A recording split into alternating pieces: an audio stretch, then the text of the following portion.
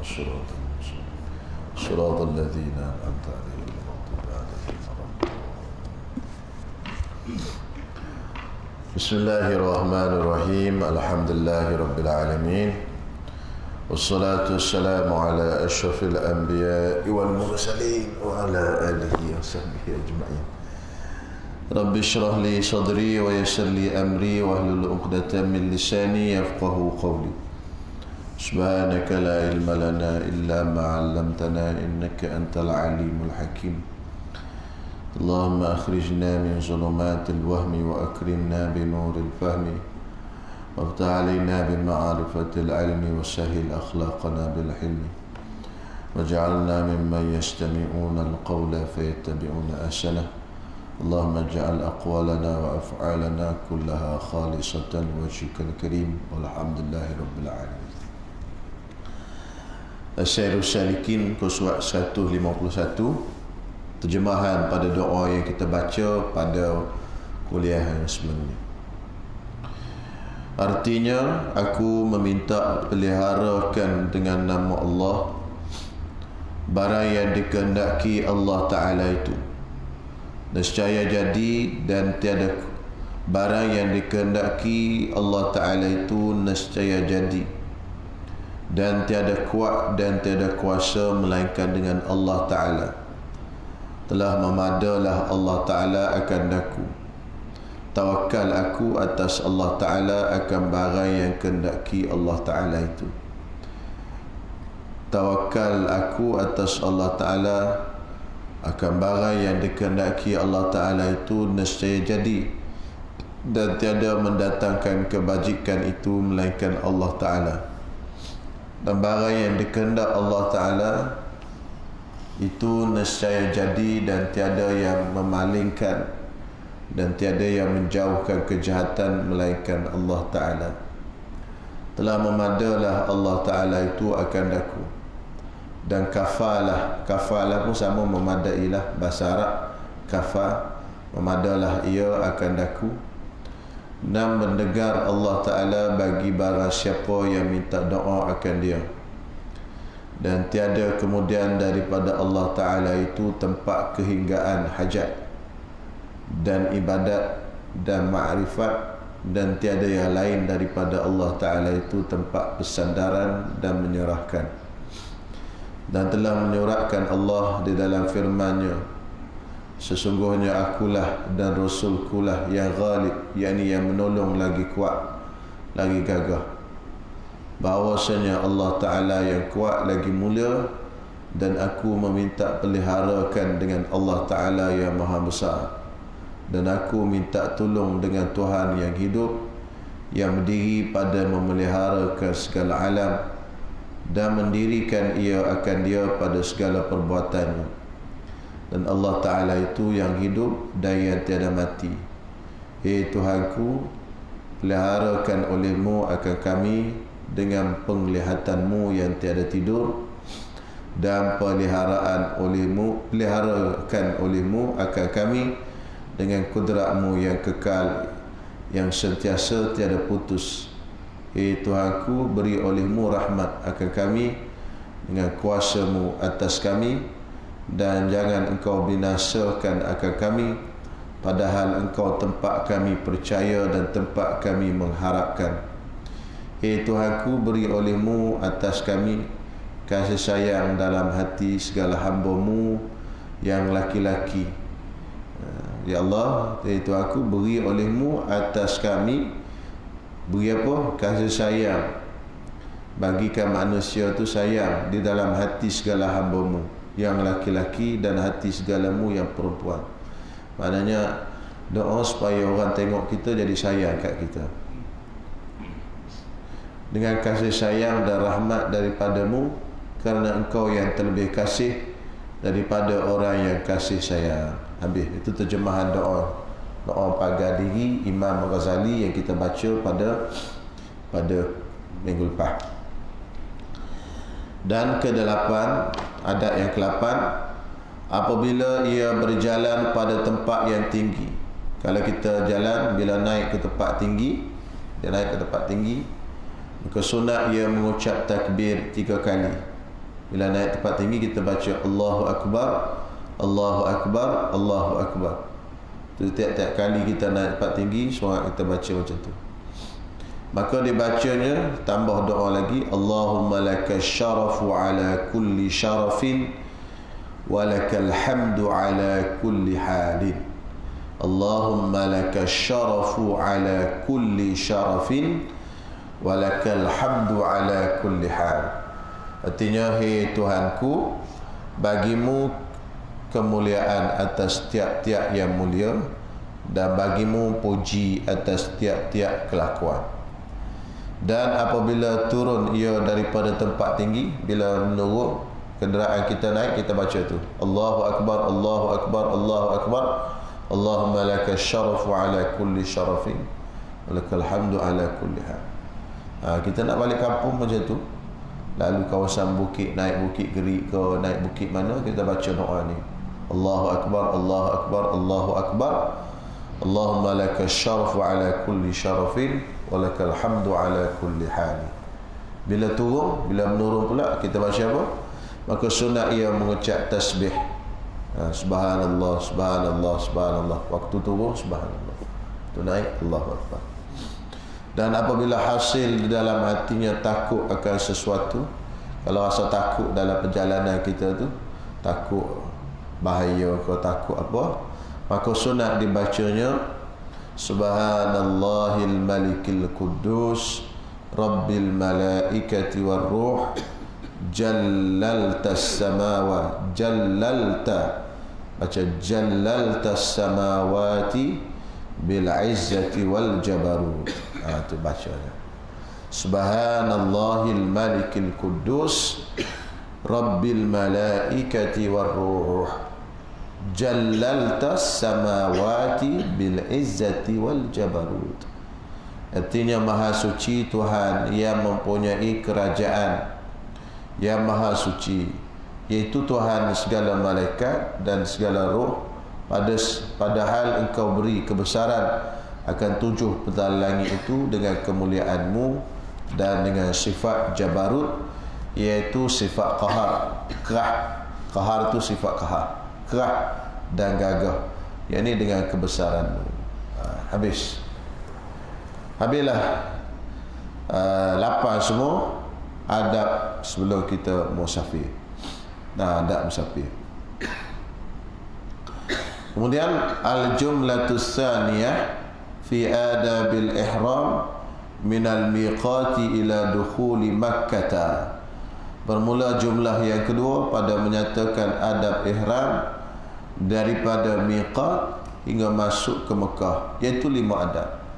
Bermula kita sampai di tempat miqat, ada miqat tertentu bagi haji dan umrah. Daripada situ sampailah kita masuk ke Mekah, ada 5 adab. Okay. Baik. Dan adab yang pertama, apabila sampai ia kepada miqat yang masyhur, iaitu tempat orang ihram haji atau umrah. Kalau kita naik kapal terbang, kalau kita di Malaysia ni, Qarnul Manazil. Qarnul Manazil lah. Bila sampai di Qarnul Manazil atas kapal terbang, maka sunat mandi ketika ia hendak ihram. Mandi ihram, mandi sunat ihram. Tapi oleh kerana kita ni duduk di atas kapal terbang, nak mandi kat mana? Jadi mandi sebelum daripada kita naik kapal terbang. Jadi sebelum kita naik kapal terbang tu, kita mandi dulu. Mandi siap-siap, mandi siap-siap, di rumah ke, di mana ke, di kelah air ke, pulanglah, boleh mandi. Lepas tu kita mandi tu, kita mandi dengan niat mandi ihram, barulah boleh. Kalau tidak atas kapal terbang nak mandi ke mana? Walaupun di sini dia kata sunat mandi di miqat. Tapi kalau kita pergi buat umrah, sunat kita mandi di miqat. Iaitu kalau kita pergi di Tan'im, kita cari bilik air, mandi di Tan'im. Sunat mandi situ. Kadang-kadang orang kita ni mandi ihram pedak. Dia nak pergi ihram, dia keluar pom pergi. rugi lah satu pahala. Kita buat umrah. Jadi tiap-tiap hari kalau kita nak umrah tu, kita mandi di tempat miqat.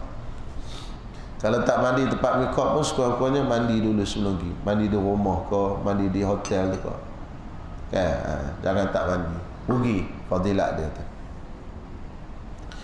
Maka sunat mandi ketika ia hendak ihram, dan disempurnakan mandinya dengan menyuci segala yang cemar-cemar pada segala badannya, dan menyisir janggutnya. Sisir tahu sisir? Sikat.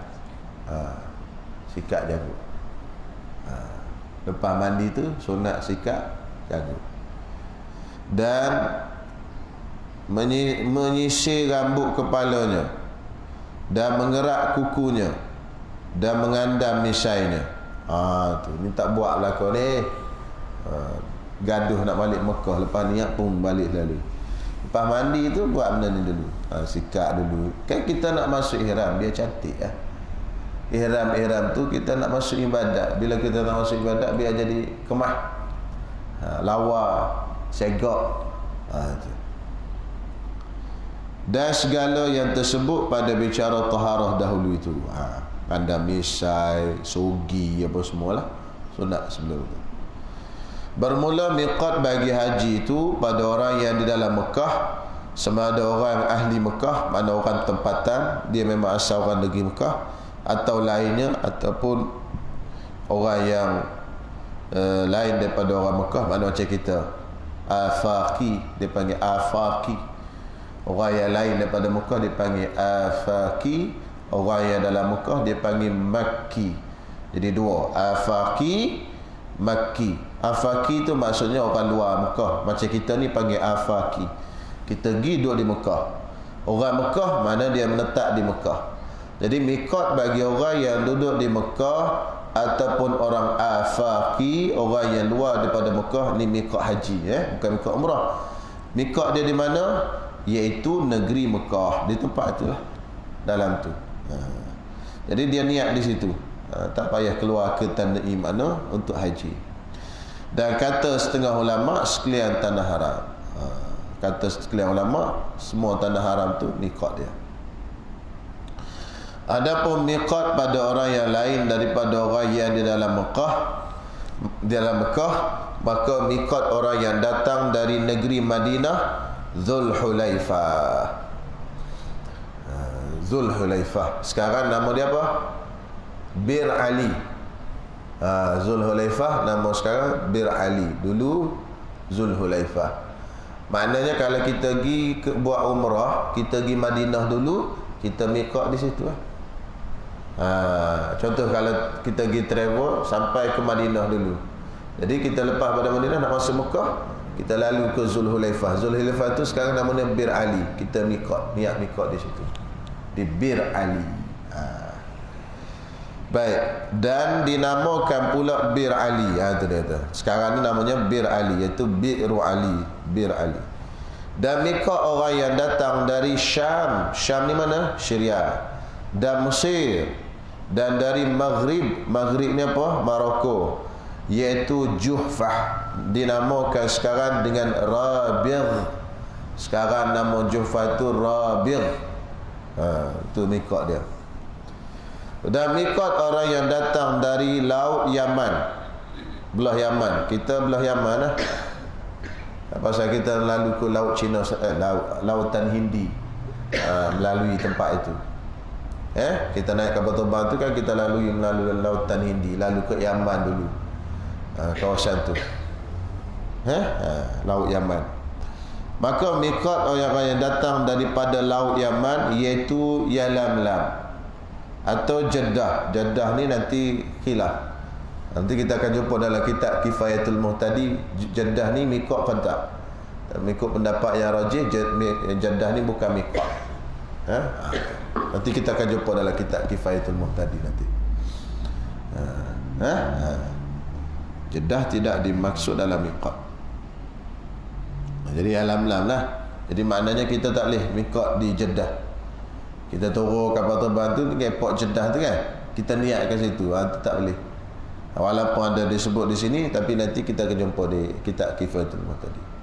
Kena niat di jalan lah. Okey.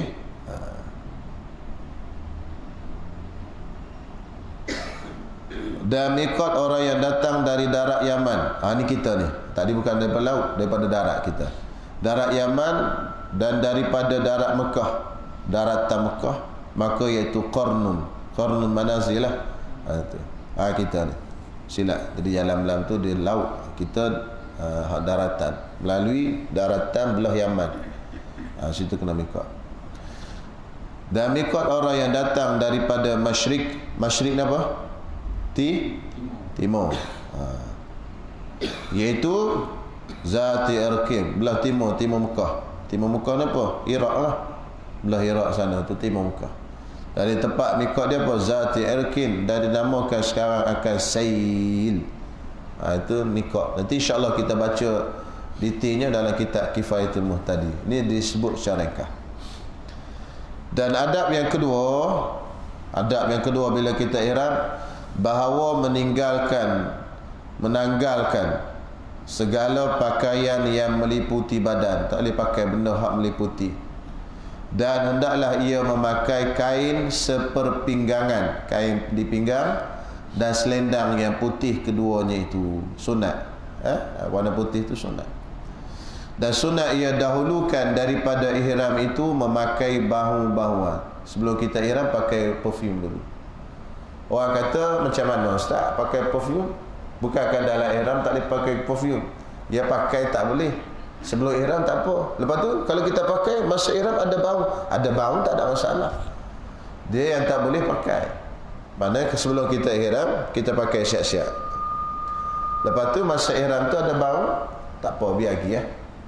Tak ada masalah. Okey? Tu. Sebelum kita ihram sunat kita pakai bau-bauan. Kenapa? Pasal kita nak masuk buat ibadat. Jadi bila kita nak masuk buat ibadat ni, kita kena masuk dalam keadaan kita cantik dan kemah di hadapan Allah Subhanahu Taala. Jadi kita pakai bau-bauan pada kainnya, pada kain ihram tadi, dan pada badannya tak ada masalah, kerana mengikut bagi Rasulullah sallallahu alaihi wasallam. Kenapa? Kerana Nabi buat begitu. Jangan pakai pakaian yang berjahit, yang sambung. Bukan tak boleh berjahit, yang melingkung. Yang berjahit tak apa, contoh kain sarung. Dia berjahit. Tapi kita tak ada kain, kita pakai ikut luar, jangan masuk dalam. Tak apa. Contoh tak ada kain. Ada kain sarung je. Kain ihram tak ada. Kita pun ambil kain sarung, kita pakai ikut luar. Jadi tak berlaku lah, tak apa. Dia tak boleh pakai melangkup, menutup badan kita. Berjahit tak apa, jangan pakai benda yang meliputi badan. Kemudian jam ni kalau boleh kita beli jam hak terbuka. Hak terbuka. Jangan hak macam ni. Khilaf. Pasal jam ni masuk dalam pakaian. Pada pandangan setengah ulama, dia pakaian. Maka bila begini dia meliputi.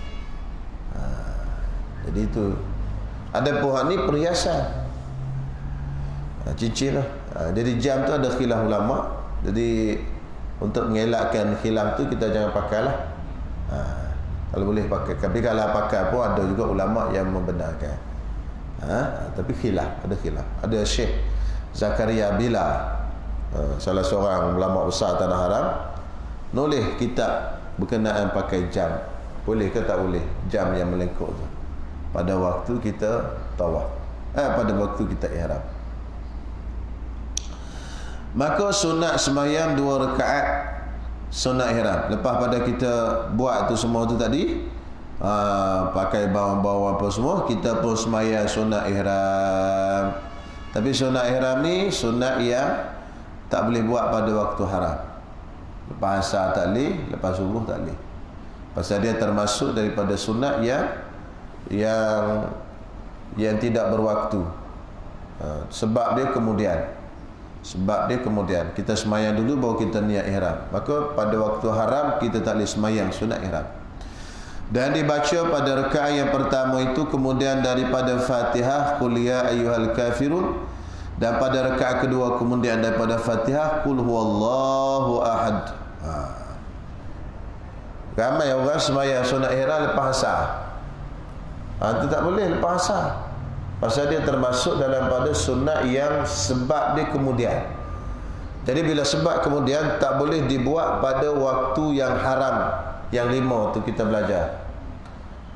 Kena ingat ni, kalau waktu haram jangan sembahyang sunat ihram. Contoh, kita nak pergi Mekah dulu. Ini kena ambil perhatian. Kita nak pergi Mekah dulu. Kita pun naik di KLIA. Oleh kerana dalam kapal terbang nanti kita nak niat di Miqat Qarnul Manazil, kita pun sembahyang sunat ihram di KLIA lagi. Jadi kita pun sembahyang jamak takdim zuhur dengan asar. Katalah kapal terbang pukul 3, kita pun sembahyang jamak takdim zuhur dengan asar. Maka lepas pada kita sembahyang zuhur dengan asar jamak takdim, tak boleh sembahyang sunat ihram. Pasal apa tak boleh sembahyang sunat ihram? Dah sembahyang asar. Kita sembahyang jamak takdim tu zuhur dengan asar di KLIA. Lepas tu kita pun nak sembahyang terus situ. Pasal apa kita nak sembahyang situ? Pasal payah dalam kapal terbang. Ataupun sembahyang dalam kapal terbang pun tak boleh lah. Pasal dah sembahyang asar. Bila boleh? Bila masuk maghrib kan. Bismillah. Tu kena ingat. Kalau tidak, tak ada pergi ke Mekah lagi buat benda haram. Benda haram kan? Lepas tu tak nak sembahyang apa Ustaz? Tak payah sembahyang lah. Tu nama sembahyang sunat. Pasal sembahyang sunat je sembahyang tu, tapi sembahyang waktu tu haram. Nak buat haram ke nak buat sunat? Tu soalan ni. Kan? Kita kena dahulukan haram tu lah. Baik, adab yang kedua. Baik. Dan adab yang ketiga, sunat ia berhenti. Kemudian daripada memakai kain ihram, dan kemudian daripada sembahyang sunat itu hingga berjalan kenderaannya, atau hingga memulai ia pada berjalan jikalau ia berjalan kaki. Dan ketika itu mana dia berhenti dulu. Sebelum start berjalan tu dia berhenti dulu, diri berhenti. Dan ketika tak sendiri, mana berhenti dulu dan berniat ia. Pada ketika itu berniat ia akan ihram dengan haji atau dengan umrah. Lepas sembahyang baru niat. Ni niat dulu baru sembahyang. Aduh, sakit tayar. Ya? Sembahyang dulu baru niat. Pasal tu dia panggil sembahyang ni haram. Lepas asar, lepas subuh. Pasal sebab dia kemudian. Ya sebab sebelum sembahyang sunat, ya sebab sebelum, tak apa. Contoh sunat tahiyatul masjid. Sebab dia sebelum sembahyang ke lepas sembahyang? Sebelum. Masuk masjid dulu baru kita sembahyang. Tu tak apa. Dia tak apa. Tak apa waktu haram tu. Adapun yang sebab ni kemudian tak boleh. Macam sembahyang hajat. Sembahyang hajat sebab kemudian ke sebelum? Kemudian. Kita sembahyang hajat tu sebab apa? Sebab nak doa hajat tu lah. Nak doa lepas sembahyang hajat tu. Nak doa tu. Doa tu lepas sembahyang ke sebelum sembahyang? Lepas. Boleh lepas. Boleh sembahyang tu waktu haram? Tak boleh. Sembahyang istikharah. Sebab kita sembahyang istikharah tu sebelum ke selepas? Sebab apa sembahyang istikharah? Nak minta. Nak minta tu lepas sembahyang ke sebelum sembahyang? Lepas sembahyang. Sembahyang dulu baru minta. Ya Allah, ya Allah, ya Allah kan? Doa tu. Jadi istikharah boleh tak sembahyang waktu haram? Tak boleh lah. Itu formula dia. Sunat ihram. Sunat ihram. Kita ihram dulu ke baru sembahyang atau sembahyang dulu baru ihram? Kita kata apa? Sembahyang dulu baru? Maknanya sunat sebab dia tu lepas. Boleh waktu haram? Tak boleh. Sunat musafir. Sunat musafir. Sembahyang di rumah ataupun sembahyang di masjid. Sunat sembahyang di masjid, taman, kawasan tu. Kita musafir dulu baru sembahyang ke sembahyang dulu baru musafir? Sembahyang dulu baru musafir tak? Boleh sembahyang musafir pada waktu haram? Tak boleh. Pasal dia masuk dalam kategori sebab kemudian. Mana ada orang musafir dulu baru sembahyang? Sebab nak musafir. Sunat nak musafir. Boleh? Itu kena faham tu. Tak faham tu duduk sembahyang dia waktu haram. Masuk dalam raudhah lepas asar, boleh sembahyang sunat? Boleh sembahyang sunat? Boleh ke tak? Sunat apa? Tahiyatul masjid boleh. Jadi kita kalau sembahyang nak masuk raudhah, katalah sembahyang asar kan, kita tubik dulu masjid. Tahu tubik? Keluar tubik. Keluar dulu, keluar ke pintu, dekat je kan, dia pintu depan ni sikit. Keluar dulu, masuk balik, niat. Bila masuk balik, kita baru masuk masjid. Tadi kita dah sembahyang asar kan, dah duduk dah, tak ada dah tahiyatul masjid. Dah keluar sekejap, lepas tu masuk balik. Masuk balik ada tahiyatul masjid. Jadi kita masuk, berdiri tunggu giliran tu, boleh masuk, kita sembahyang tahiyatul masjid. Kalau sembahyang sunat tak boleh, sembahyang sunat hajat. Boleh pasal? Pasal apa tak boleh? Sebab dia tu, sebab sembahyang tu lah lepas sembahyang. Ada pula dia pergi sembahyang hajat dalam raudhah pasal. Memang boleh masuk raudhah. Pasal ni senang sikit, orang tak ramai. Tapi gitu cara dia, kita taktik sikit. Lepas sembahyang asar tu, bangun tu, keluar pun, lepas tu masuk balik. Lepas tu beratur. Keluar sikit lah kan, keluar ke pintu kan. Jadi bila kita baru masuk balik masjid, ada tahiyatul masjid. Kalau dah duduk dalam masjid, ada tahiyatul masjid. Kita sembahyang asar tadi dah duduk dah. Kita pun diri tunggu sembahyang. Kalau kita katalah kita masuk dalam raudhah waktu asar kan, waktu asar, lepas tu kita pun dah lama duduk dalam masjid, tak ada tahiyatul masjid dah. Nak sembahyang apa? Nak sembahyang apa boleh lagi? Tak boleh. Mutlak lagi tak boleh, tak ada waktu. Hak ada waktu pun, hak ada sebab pun, sebab sebelum dia boleh. Sebab kemudian mutlak tak boleh. Nak sembahyang apa? Sembahyang wuduk. Boleh? Kan? Boleh sembahyang wuduk. Sebab dia sebelum. Dengan syarat kita tak sembahyang wuduk lagi. Ambil qaul yang kata selagi tak batal wuduk boleh sembahyang sunat wuduk. Boleh sembahyang wuduk. Lagi sembahyang apa lagi? Sembahyang wuduk boleh. Tapi sujud terakhir tu doa lah. Kita nak doa je nanti. Sembahyang apa lagi boleh? Sembahyang? Sembahyang apa sembahyang qadha boleh ya? Kata zaman muda dulu ada sembahyang tak qadha lagi kan. Ada tak tinggal, tak habis lagi sembahyang. Qadha boleh. Sembahyang qadha tentu boleh, tak ada waktu haram. Sembahyang qadha. Qadha apa? Ikut qadha apa? Zuhur ke asar ke? Subuh ke? Kalau subuh 2 rakaat, zuhur 4 rakaat. Boleh. Tu ada hak kita tak qadha dulu lagi, tak habis lagi. Boleh.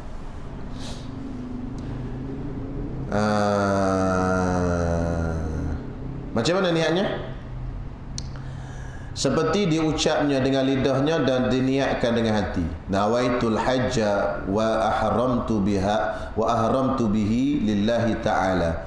Artinya sahaja aku masuk mengerjakan haji dan ihram aku dengan dia dengan haji kerana Allah Ta'ala. Atau diucapnya dengan lidahnya dan diniatkannya dengan hatinya pada umrah. Nawaitul umrata wa ahramtu biha lillahi ta'ala. Saja aku mengerjakan haji, mengerjakan umrah dan ihram aku dengan dia dengan umrah kerana Allah Ta'ala. Atau diucapnya dengan lidahnya dan diniatkan dengan hatinya pada haji kiran. Haji kiran ni apa? Haji yang sekali masuk buat haji tu, umrah masuk dalam tu. Sebab tu kalau orang tanya boleh tak puasa 6 gabung dengan puasa qadha, apa tak bolehnya? Umrah pun boleh kiran sekali kan? Apa tak bolehnya? Ada tempat benda-benda boleh. Haji kiran maksudnya kita buat haji tu, umrah tu masuk dalam tu dah, tak payah buat umrah. Kalau haji ifrad buat umrah dulu baru buat haji. Kalau haji tamattu' buat umrah dulu baru buat haji. Kalau haji ifrad buat haji dulu baru umrah. Hak afdalnya haji ifrad, tak kena dam. Haji tamattu' buat umrah dulu baru buat haji, kena dam. Bayar terus. Sekarang tak buat haji minta terus berapa ratus tahun. Belum pergi dia tahu dah kita nak buat haji tamattu' kan. Dia minta terus duit. bayar dam terus, tak pergi sana. Okey, nawaitul hajja wal umrata wa ahramtu bihima lillahi ta'ala. Artinya sahaja aku mengerjakan haji dan umrah dan ihram aku dengan keduanya, haji dan umrah, kerana Allah Ta'ala. Dan sunat bahawa dipersertakan dengan niat itu lafaz tarbiyah.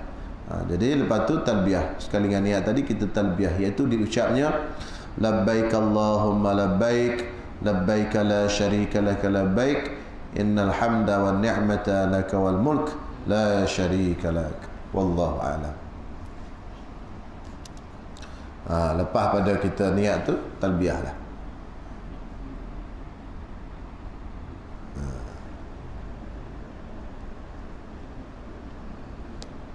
Okay.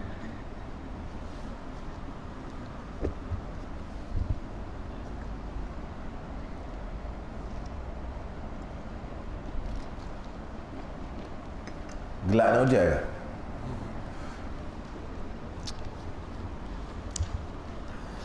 Bismillahirrahmanirrahim. Qala al-musannif rahimahullahu ta'ala wa nafa'ana bi ulumihi wa bi barakatihi fid darain amin.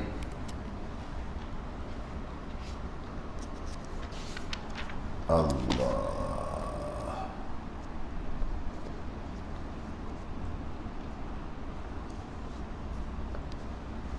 Syahdan, perhatian, barang siapa tiada meninggalkan ia barang siapa akan sekalian barang yang ditegah oleh syarak daripada yang haram dan maksiat, bayarnya daripada yang haram dan maksiat, dan dosa daripada yang haram dan maksiat dan dosa. Jawabnya, barang siapa tiada, jawab apa? Nescaya tiada memberi manfaat suatu yang dikerjakan dia, suatu yang dikerjakannya daripada sekalian yang wajib, daripada sembahyangnya dan puasanya dan lainnya. Boleh faham? Ulang balik. Barang siapa tiada meninggalkan ia barang siapa akan sekalian barang yang ditegah oleh syarak daripada bayarnya, bayar yang ditegah daripada syarak tu, daripada yang haram dan maksiat dan dosa. Dia tak tinggal buat benda haram, buat maksiat, buat dosa. Apa? Nescaya tiada memberi manfaat, tidak banyak manfaat kepadanya suatu yang dikerjakan dia daripada sekalian yang wajib. Apa benda wajib? Bayarnya daripada sembahyangnya dan puasanya dan lainnya. Ibarat kita kata kita duk tuang dalam satu jug air putih, dalam masa yang sama duk tuang juga kotoran dalam jug tadi. Belah ni duk tuang air putih, belah ni duk tuang kotoran. Beri manfaat tak air tu kat kita? Tak memberi manfaat. Jadi macam itulah misalnya orang yang duk buat maksiat, tak tinggal maksiat, tapi dia duk buat ibadat, tidak memberi manfaat kepada dia. Jadi apa yang dia kena buatnya ialah tinggalkan maksiat, buatkan taat. Dia kena dua-dua sekali. Dia tak boleh main pakai buat semayang saja, tapi hak haram tak tinggal. Bahkan meninggalkan yang haram itu lebih utama daripada melakukan maksiat. Kan itu perkara yang disebut oleh Imam Ghazali dalam kitab Hidayatus Salikin. Mula-mula sekali tarkul muharramat, meninggalkan benda-benda yang haram itu lebih utama daripada fi'lut ta'at, iaitu buat ketaatan. Sebab apa? Sebab nak meninggalkan benda haram itu lebih payah daripada buat taat. Pasal buat taat itu nafsu masuk sekali. Kadang-kadang nafsu suruh semayang, suka semayang, nafsu suruh bersedekah, nafsu suruh baca Quran. Tapi bila kita nak meninggalkan benda haram ni, nak lawan nafsu. Lawan nafsu lagi payah, pasal dia tak ada dorongan. Kita berperang dengan nafsu lebih payah lagi daripada kita buat ibadat. Sebab itu kalau kita tak sembahyang sunat pun tak dosa. Tapi kalau buat dosa, dosa. Nak tinggal buat dosa tu payah tu. Dia payah. Nak tinggal buat dosa lebih payah daripada nak buat benda sunat. Benda sunat ni dia ada dorongan nafsu. Dan laluan syaitan kadang-kadang dia suruh buat taat. Dalam keadaan kita tak sedar, itu adalah maksiat. Dia suruh kita buat taat, dalam keadaan kita tak sedar, itu adalah maksiat. Contoh, dia suruh kita semayang. Dalam kitab hikam disebut, min alamat ittiba'il hawa al-musara'atu ila nawafilil khairat wat takasulu an ada'il mafrudat. Itu dalam kitab hikam tu. Apa kata hikam? Min alamat ittiba'il hawa, daripada tanda-tanda kita ini mengikut hawa nafsu. Al-musara'atu ila nawafilil khairat, rajin buat benda sunat. Wat takasulu an ada'il mafrudat, malah buat benda wajib. Maka syaitan tu dia masuk laluan kat kita. Dia masuk mana? Dia suruh kita buat benda hak sunat. Buat. Oh, kita pun rajin sembahyang puasa. Kita duk rasa benda tu betul tu. Tapi ada laluan syaitan tu. Tapi lawan benda haram, tinggal benda haram ni tak ada laluan syaitan. Kita perang dengan dia. Tu baik. Sebab tu dia kata dalam bahasa Arab ni pun, malam yaturkil muharramat lam yanfa'hul qiyamu bil wajibat.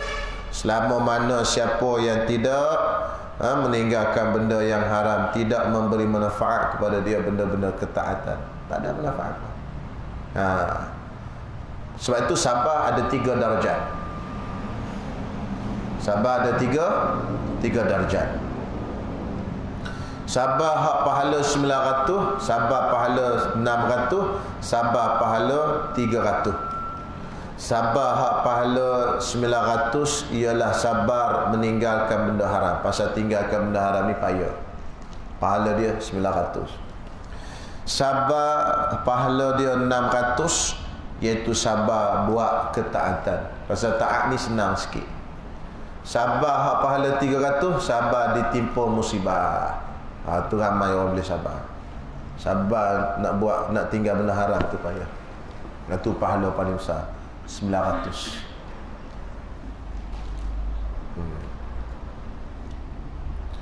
Baik, seterusnya. Apa kata dia? Lagi. Dan barang siapa tiada apa tu? Baca apa tu? Pantangnya. Baca pantang, jangan baca penting. Dan barang siapa tiada pantangnya, dia tak berpantang, tiada nafaat, tiada manfaat, bumi tu, tiada manfaat akan dia, akan barang siapa beberapa ubat.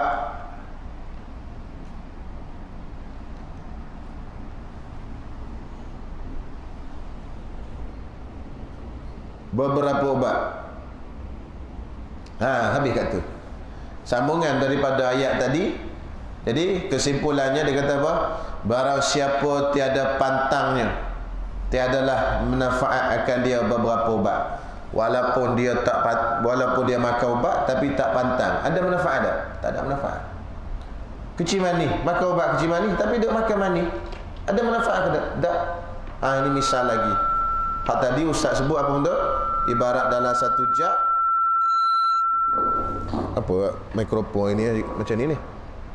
Oh, patut dia main ikut ni. Halo? Boleh.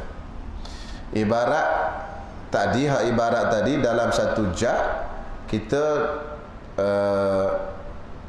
dalam satu jak ni kita campur air putih masuk, air kotor pun masuk, tak bermanfaat. Ni dia buat misal lain. Apa benda? Misalnya kita sakit, masa sakit juga tu duk makan ubat, masa sakit tu juga tak pantang. Ubat makan, pantang tak. Ada manfaat ke tak? Tak. Sia-sia ubat tu. Kecil mani memanglah makan ubat bagus, tapi kena pantang. Ni. Jangan dah harap makan ubat tu dah sembuh tak. Jadi maknanya pantang tu ibaratnya tinggal benda haram. Makan ubat tu ibaratnya benda buat ketaatan. Jadi kita buat taat macam makan ubat. Tinggal benda haram tu macam pantang, tak makan benda manis, tak makan benda yang berlemak apa semua. Jadi barulah memberi manfaat pada kesihatan kita. Kena ada dua-dua. Kalau pantang saja ubat tak makan pun tak jadi juga kalau orang sakit. Kalau orang tak sakit lagi tak apa. Selesai. Habis itu. Sangat juga. Tu ayat lain tu. Sangat baca tu. Sing ngota. Bu alih lah. Sing alih ngota. Besok-besok nanti kan baca sengat. Sengat sudah. Bagaimana pula sengat ni? Baiki sikit. Sing alih ngota. Sangat juga sedikit berkat harta yang jatuh pada tangan orang yang merampas.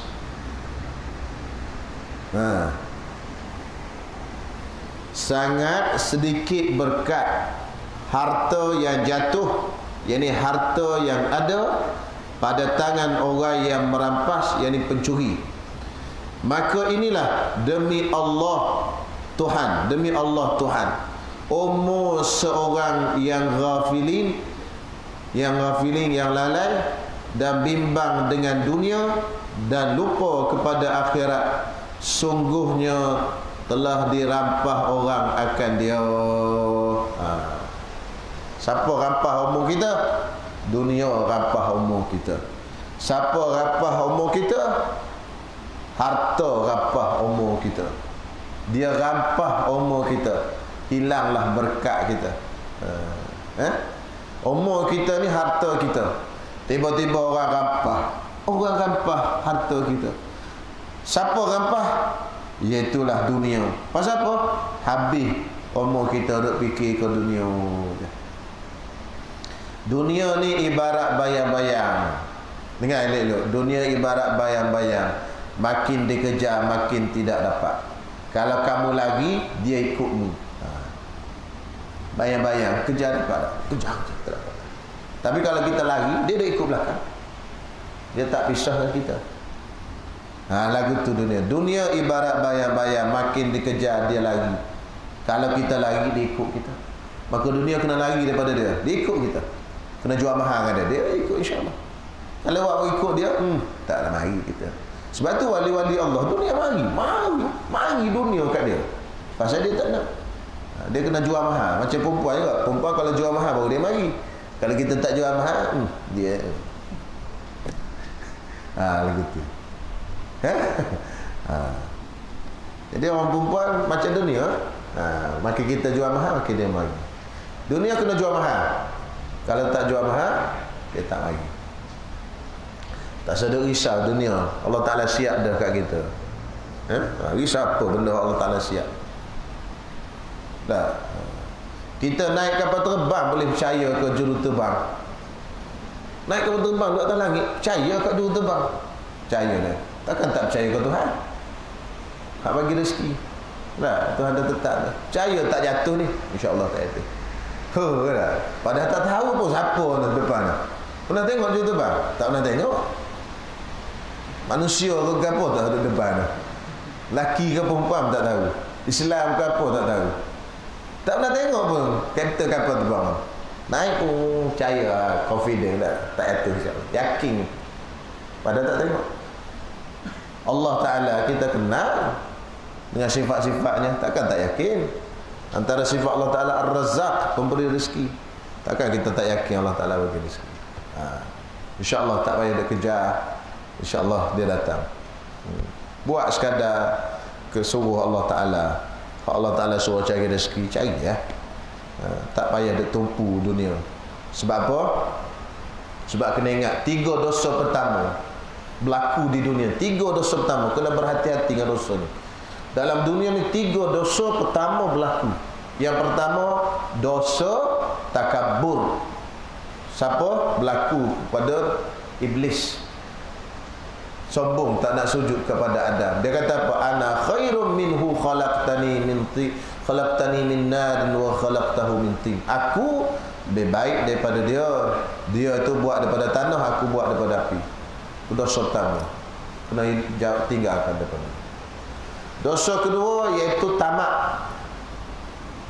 Iaitu ketika Adam duduk dalam syurga, kesalahanlah bukan dosa, makna kesilapan, tamak. Adam duduk dalam syurga, Hawa duduk dalam syurga. Punya ulama kata punya banyak makanan dalam syurga. tapi kerana nak kau satu ni, nak tamak, hirs, tamak, maka makan hak satu, hak dilarang oleh Allah Ta'ala. Kena hati-hati dengan sifat tamak. Punya banyak benda halal dan dunia ni, kita nak juga benda haram, kan? Bini ada, dia nak ke haram.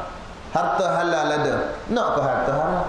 Rumah halal ada, nak ke rumah haram. Tu. Hirs, tamak.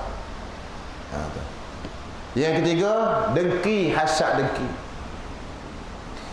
iaitu bunuhnya Habil kepada adik, bunuhnya Qabil kepada adiknya Habil. Pasal apa? Pasal dengki. Itu 3 dosa pertama disebut dalam kitab Irsyadul Ibad karangan Syekh Zainuddin Al-Malibari. 3 dosa pertama manusia buat. Itu 3. 3.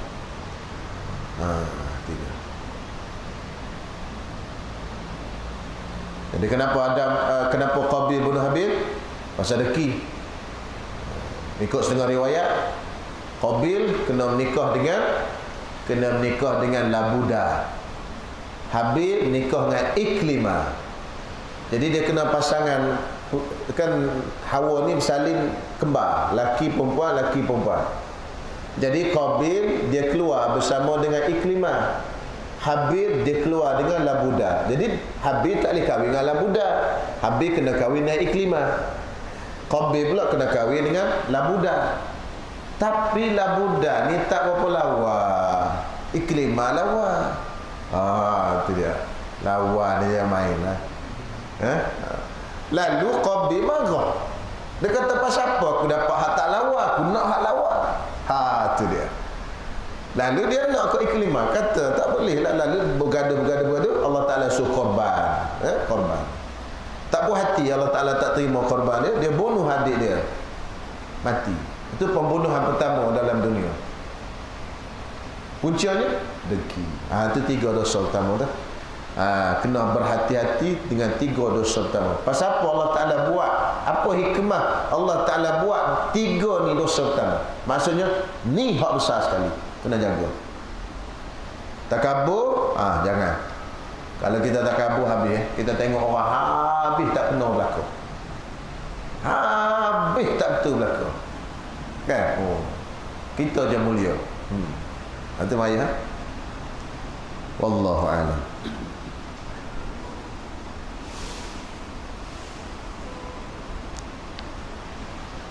Bunyi apa?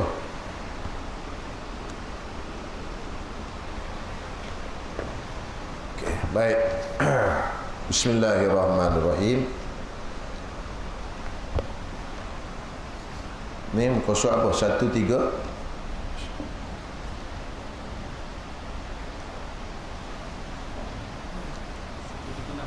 Satu, 3, 6. Syarat yang kelima, bagi ke berapa daripada bawah? Tengok. Bagi ke 9 daripada bawah. 1, 3, 6, bagi ke 9 daripada bawah. Dan lagi syarat yang kelimanya daripada syarat-syarat qasar semayang, disyaratkan bahawa jangan ia orang yang musafir, jangan ia orang musafir mengikut pada sembahyang akan orang yang ni penting ni, akan orang yang disyakkan pada safarnya. Dia syak, dia ragu-ragu pada safarnya. Orang kita nak ikut tu, kita ragu-ragu dia musafir ke tak musafir. Kalau kita ikut, tak boleh jamak pasal. Kita kena ikut orang yang yakin dia ni musafir. Sama ada dia musafir sekali dengan kita, ataupun kita tanya dia, bang musafir ke? Kalau kita kata musafir ikut ni, nampak baju tu, itu was-was, syak. Syak, nampak syak, tak boleh ikut dia. Kalau ikut dia, kena sembahyang tambah. Dia betul musafir. Contoh, dia betul musafir, tapi kita tak tanya dia, kita pergi sembahyang belakang dia. Musafir ikut ni, kita sembahyang. Maka kita kena buat 4. Tiba-tiba habis 2, dia bagi salam. Dia qasar. Kita boleh qasar tak? Kita boleh tak? Tak boleh. Pasal apa tak boleh? Masa kita semayang tadi, kita syak dia musafir ke tak? Tu. Berhenti ke RNR, kita tengok. Dia musafir kot. Musafir kot ada belakang. Kot. Kot tu ambil pakai. Betul? Pakai kot. Jadi kita musafir kot, kita pun ikut dia. Allah. Walaupun dia semayang 2, kita kena semayang 4. Pasal tak cukup syarat. Mesti kena yakin. Sama ada kita tengok kereta dia sekali jalan, belum buang dengan dia tadi. Belum buang. Sampai kat kanan. Oh dia ni. Dia pun semayang. Kita pun tahu. Dah belum buang dengan dia tadi. Dia musafir. Tak apa. Yakin. Allah. Ataupun dia jalan sekali dengan kita. Ataupun kita tanya dia. Musafir ke bang? Okay. Yakin. Allah. Bila syak je, kena semayang tamat. Tu dia. Banyak ni buat keadaan dia pergi agak-agak musafir ni. Allah. Betul tak? Kita tak tahu kita ikut musafir ke tak? Kita main ikut je. Pada waktu itu bila kita nak jamak qasar, kita kena sembahyang seorang. Kan? Kita tak tahu. Tak boleh. Walaupun sembahyang jemaah itu afdal. Tapi kalau kita sembahyang jemaah, kita kena buat 4. Pasal kita tak tahu tu imam ni sembahyang apa. Masa kita sembahyang, kita tak tahu. Kita syak. Okey? Selesai. Dan orang jangan mengikut pada sembahyang akan orang yang disyakkan pada safarnya dan orang sembahyang tamam. Ataupun kita ikut dia sembahyang tamam. Tak boleh kita qasar. Tamam tu sempurna, 4. Walaupun kita ikut tu pada tahiyat akhir. Kita gigi dia tahiyat akhir dah. Allahu Akbar, kita turun. Kita sambung berapa? Sambung berapa? 4. Oh, ikut sikit je. Sikit Dia tak boleh jangkit terus kat kita. Dia tamam, tamam tu kita kena tamam. Ingat? Kita tak tahu tak ada ustaz dia sembahyang 4 ke 2. Dan kita mari tahiyat akhir dah. Ada 4 syak. Entah dia sembahyang 2 tadi. Tak boleh entah. Dia mari entah masuk kena kembali pada asal terus. Boleh. Dan jika sembahyang subuh sekalipun, maknanya sembahyang subuh, imam sembahyang subuh,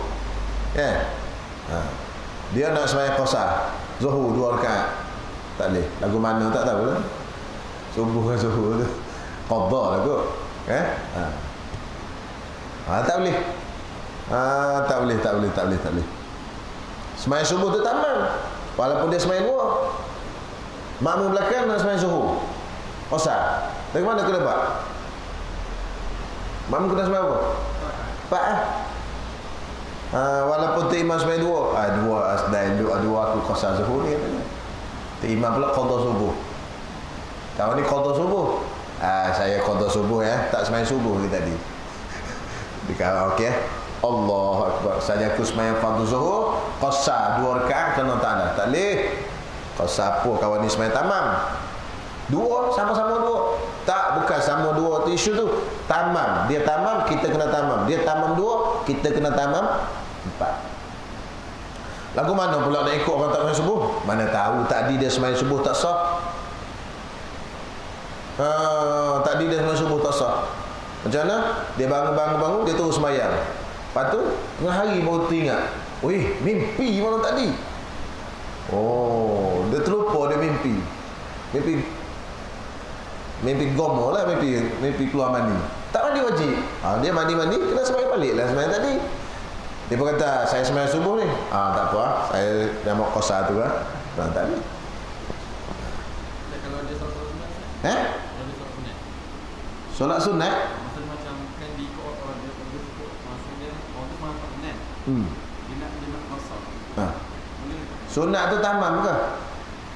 Tamam tak boleh. Sunat tamam ke?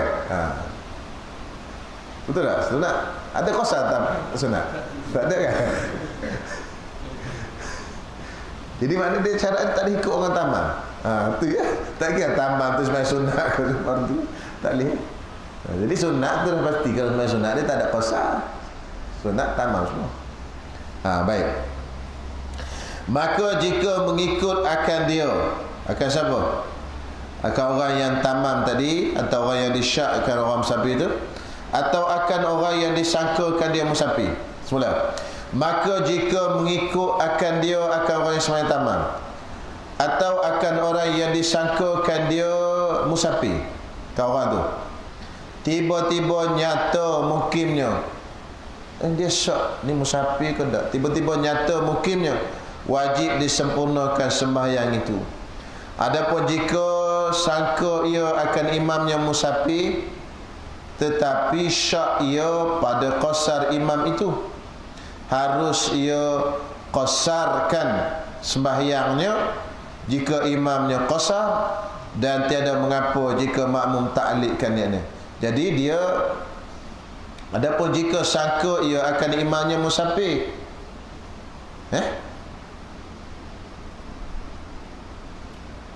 Sangka tu mana? Zon, nambuh tu zon bawah.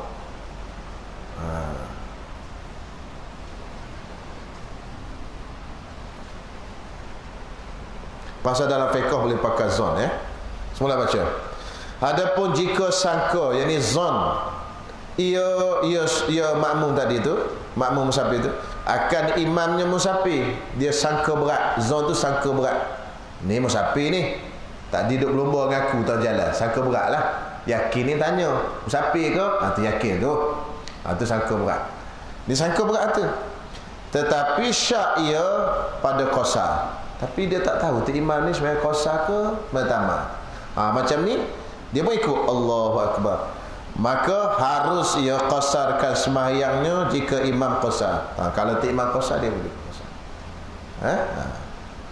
Dan tiada mengapa jika makmum ta'likkan. Kalau fakih macam ni, boleh makmum ta'lik macam ni. Ta'lik niat, gantung niat. Niat macam mana? Dengan niat imamnya. Seperti yang niat, jika imam qasar, ia pun qasar, tambah ia. Jika imam qasar, ia pun qasar. Ia tak ada, tambah. Jumpa tak? Jika imam qasar, pun qasar. Pun gitu kan? Tambah. Jika imam qasar, ia pun qasar, dan jika ia tamam, aku pun tamam. Akulah senang. Sesumpah bawah. Jika imam qasar, aku pun qasar. Gitu betul. Bukan ia. Tukar balik. Pasal niat tu. Jika ia imam tamam, aku pun tamam. Boleh macam tu dia niat. Allah saja aku sembahyang fardu zuhur 2 rakaat jika imam qasar, 4 rakaat jika imam tak qasar, kan Allah Ta'ala. Boleh ta'lik itu. Pasal dia yakin ataupun dia zon orang ni musafir, cuma tak pasti dia ni qasar atau tak tu. Tapi kalau tak yakin dia musafir, tak boleh. Ataupun tak zon dia musafir, itu tak boleh. Ni tahu dia musafir, tapi kita tak tahu dia qasar ke tak. Kita berhenti ke arah Naat.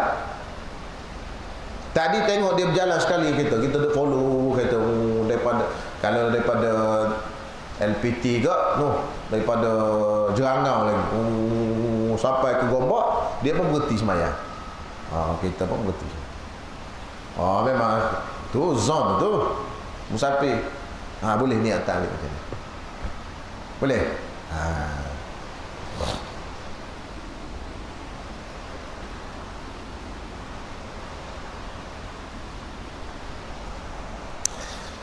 Dan syaratnya dan syarat yang keenamnya, yang sah diqasarkan dia sembahyang fardu yang 4 rakaat.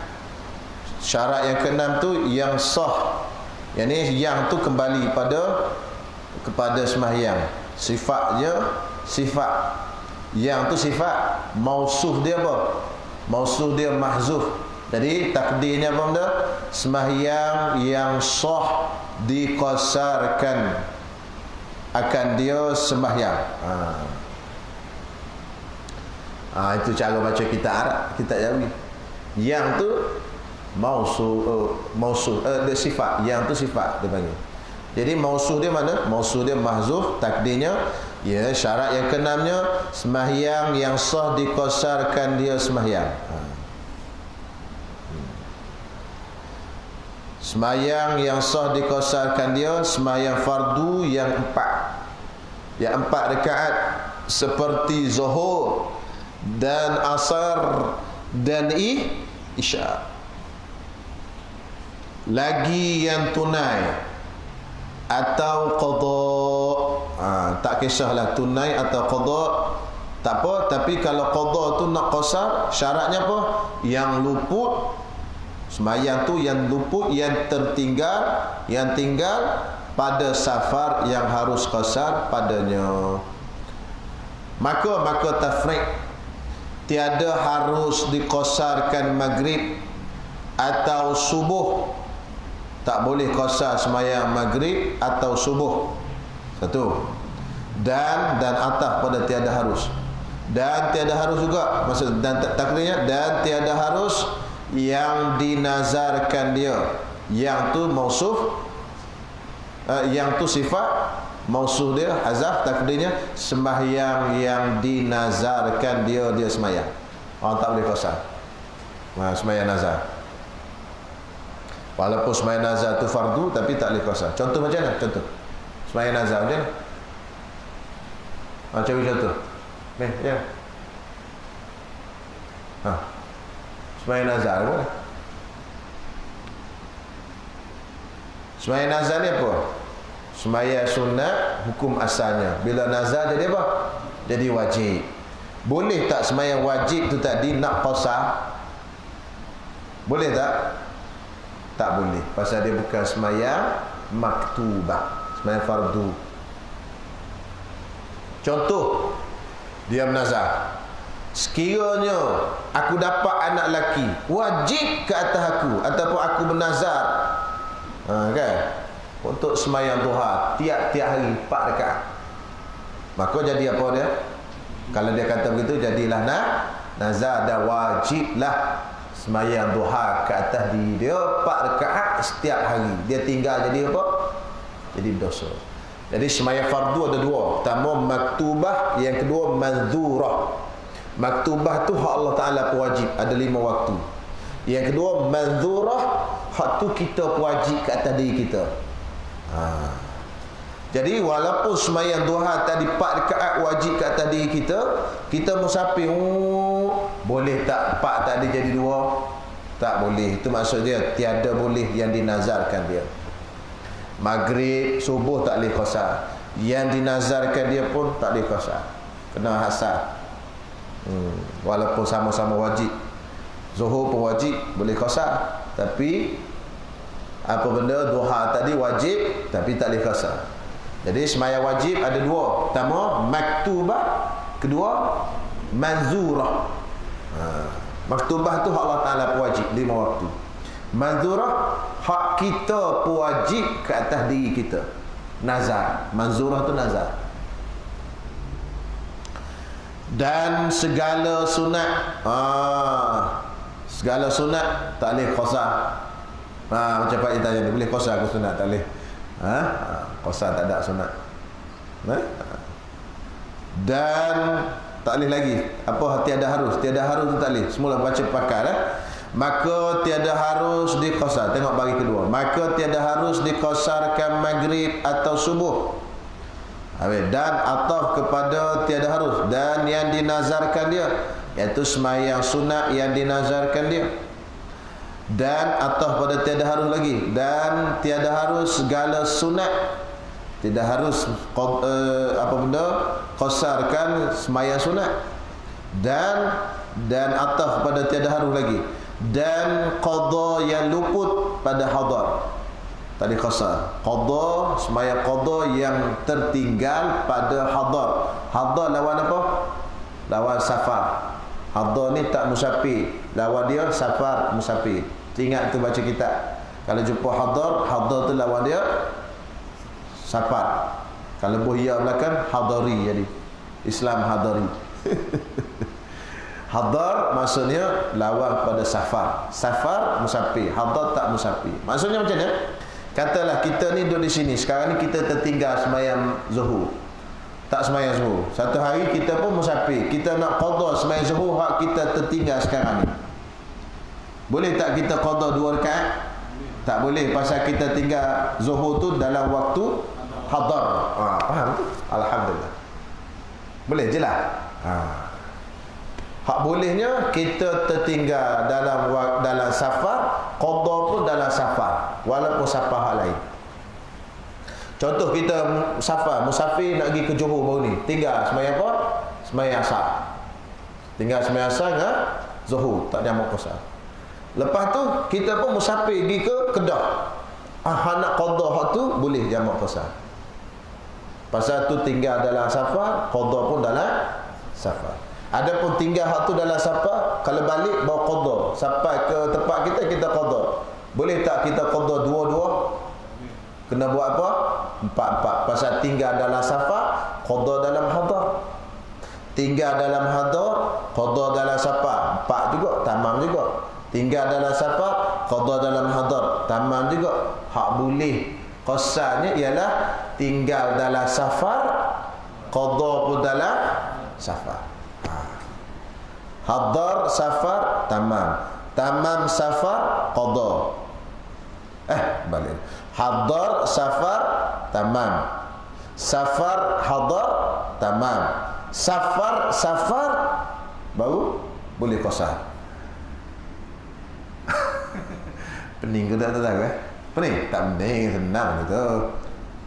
Jadi formula dia hak boleh di qasar tadi ialah yang tinggal dalam safar, di qada juga dalam safar, bolehlah diqasarkan. Habis. Dan atah kepada tiada harus, mana tak boleh lagi. Mana lagi tak boleh qasar?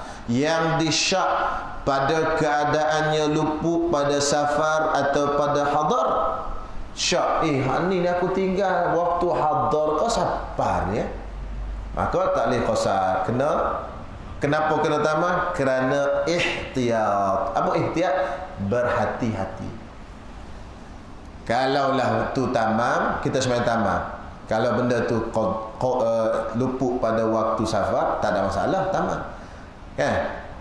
Tapi kalau benda tu tamam, kita buat qasar, macam mana? Tak jadi ya. Nanti ihtiyat, ambil hak banyak. Kalau hilang kalau luput dalam waktu apa benda safar pun kita buat 4, tak ada masalah.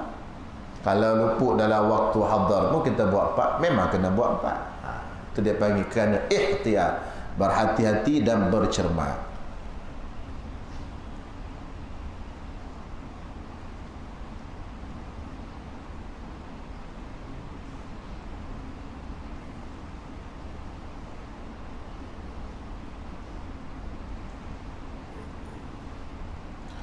Dan tiada harus pada hadar mengqasarkan yang luput pada safar.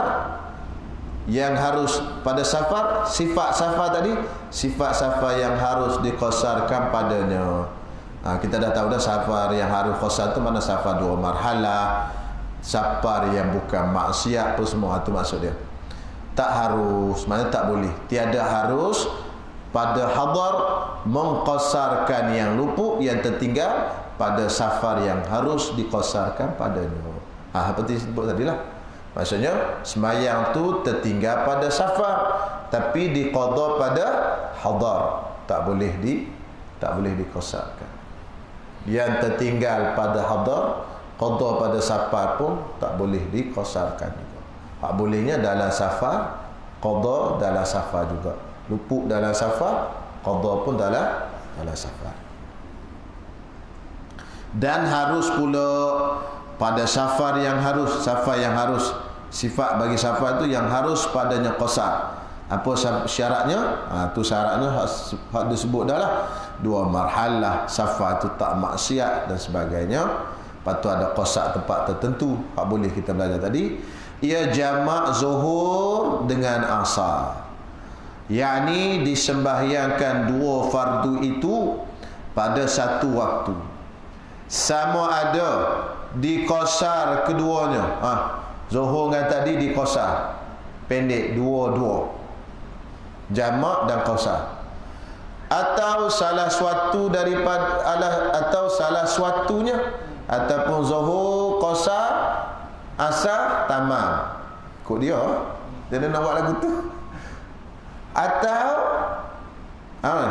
Atau disempurnakan keduanya, jamak tapi semayang empat. Boleh juga. Faham tak? Jelas tak ni? Boleh? Jelas dia sebut tu. Pak ni jangan duk kata apa ni, apa benda jamak tak kosar, pelik tak je dengar pelik apa. Jumaat tu tamam ke tak? Lepas Jumaat boleh jamak tak dengan zuhur? Jumaat dengan zuhur boleh jamak tak? Jumaat dengan zuhur pula, Jumaat dengan asar. Allah, memang senyap. Soalan salah. Jumaat dengan asar boleh tu? Boleh kan? Jumaat tamam ke kosar? Tamam kan? Lepas tu semayang asar nanti? Boleh kosar. Itu masuk ke mana? Bahagian nombor berapa tu? Hak nombor 2 kan? Hak pertama apa dah? Sama ada dikosarkan keduanya. Satu. Yang kedua apa? Atau salah satunya. Kan? Jumaat tamam, betul tak? Jumaat tamam ke kosar? Tamam lah. Jumaat ada 2 rakaat tu, tamam lah. Lepas tu asar nanti kosar. Itu salah satu daripada kedua ni. Ataupun kedua-duanya nak tamam empat, tapi jamak. Tapi jangan orang buat lah. Kalau boleh maghrib pun nak jamak lagi, pun nak kosar lagi 1.5. dah boleh kosar. Tapi tak ada masalah, boleh. Sebab ada orang kata tu tak boleh. Ada orang kata kalau jamak satu kena kosar satu. Kena jamak, kena kosar. Tak boleh jamak saja tak kosar. Ada tak? Ada orang kata kalau kosar satu, hak nombor 2 pun kena kosar. Tak boleh, tak ada masalah. Contoh, kita berhenti, orang sembahyang zuhur. Kenapa? Kita berhenti orang sembahyang zuhur. Ataupun kita berhenti jamak takhir, orang sembahyang asar. Kita pun sembahyang asar lah dengan imam. Jadi bila sembahyang asar dengan imam, syarat dia kita tak boleh kosar lah. Pasal apa? Ikut orang tamam kan? Kita pun sembahyang apa? Sembahyang 4. Lepas imam bagi salam, kita pun sembahyang pula apa? Asar. Kalau jamak takhir tadi, sembahyang apa? Sembahyang asar, sembahyang zuhur. Kalau jamak takdim, sembahyang asar lah. Kita pun sembahyang zuhur. Zuhur tu kita buat apa? 2 buat tak ditamam, ni kosar. Boleh? Boleh. Itu dia. Boleh faham tak? Faham juga tu. Wallahu a'lam. Sambung kuliah akan datang. Tak boleh banyak-banyak, tak ingat pun. Kan? Cukup ingat jadi Masa benda nak buat amal, bukan nak ingat. Bukan nak baca saja, nak buat amal. Kan? Kan esok pergi musafir, boleh kau tak ingat pula gitu. Jelas? Okey.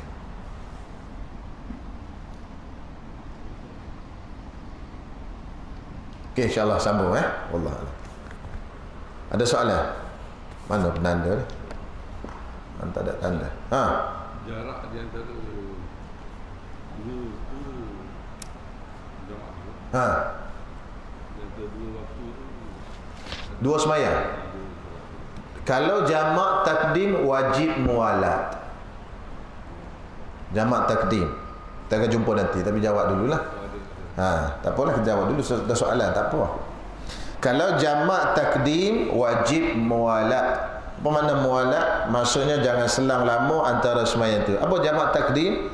Zuhur, asar semayang dalam waktu zuhur. Maghrib, isyak semayang dalam waktu maghrib. Jadi wajib mualat. Tak boleh selang lama. Mana hak selang lama? Jangan sampai lulus masuk dalam celah tu semayang 2 rakaat yang ringan. Tak batal lah sembahyang kedua. Sembahyang pertama tu jadilah, sembahyang kedua kena sembahyang dalam waktu dia. Katalah kita sembahyang zuhur dah, habis 2 rakaat kita bagi salam, kita duduk wirid. Astagfirullah. Terlupa. Allah baru teringat. Tak boleh selang lama. Kita pun dah lama dah selang. Tak? Selang tu dah boleh masuk 2 rakaat. 2 rakaat ni lebih kurang 2 minit lah. 1 rakaat 1 minit. Hak paling ringan. Maka bila selang 2 minit lebih, 2 minit lah kita kata. Maka tak boleh dah jamak. Kena semayang waktu kedua tu dalam waktu tu. Tapi kalau jamak takhir mualat itu tidak wajib, sunat saja. Contoh kita semayang zuhur dalam waktu asar. Jadi kita lepas pada kita semayang asar, semayang waktu tu, ataupun kita semayang zuhur, terpulanglah, dia tak wajib tertib. Kalau jamak takdim wajib tertib, jamak takhir tertib pun tak wajib.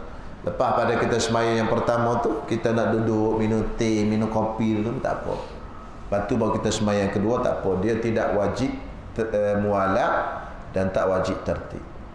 Kalau jamak takhir. Jadi kena ingatlah, jamak takdim wajib mualat, jamak takhir tak wajib mualat. Sunatnya. Itu biasalah. Tempat tak apa berubah pun. Masa tak boleh selang lama. Kalau kita semayang sini, lepas tu kedua sini pun tak ada masalah. Tempat pindah-pindah tak apa. Dia tak boleh selang lama. Itu penting. Ada soalan lain?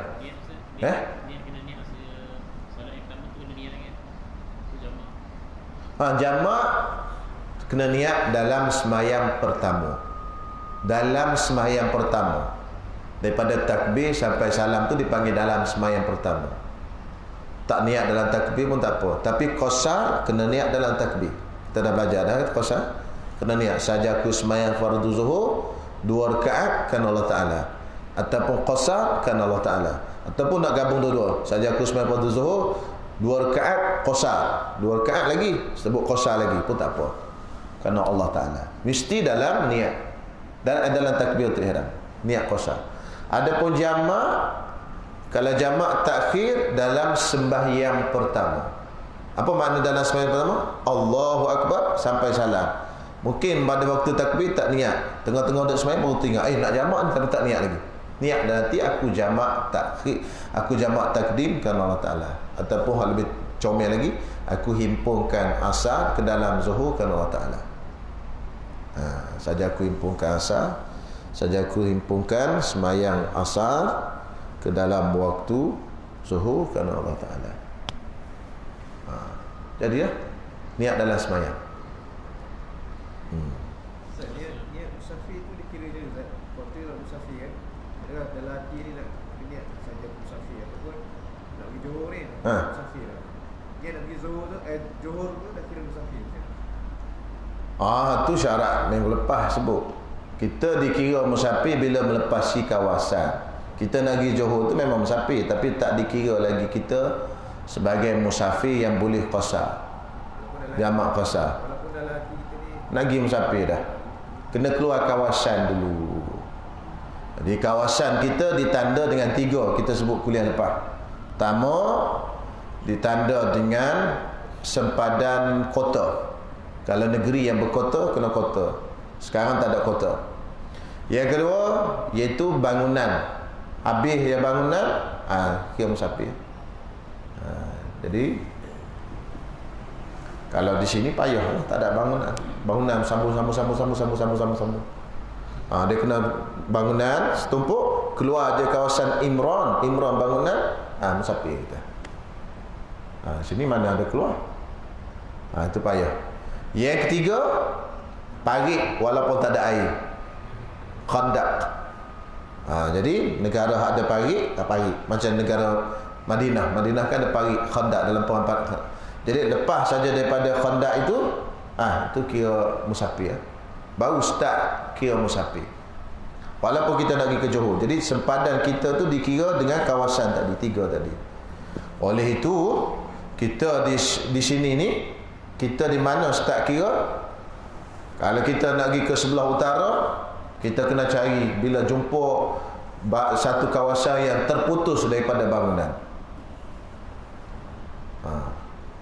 Jalan boleh consider. Jalan tak apa, tapi bukan jalan kita lalu, mana kawasan lapang luar lah.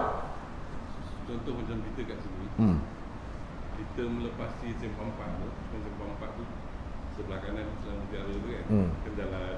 Sebelah kiri nak pergi ke Wira Damai tu jalan kan. Itu boleh consider. Tak boleh. Kawasan lapang.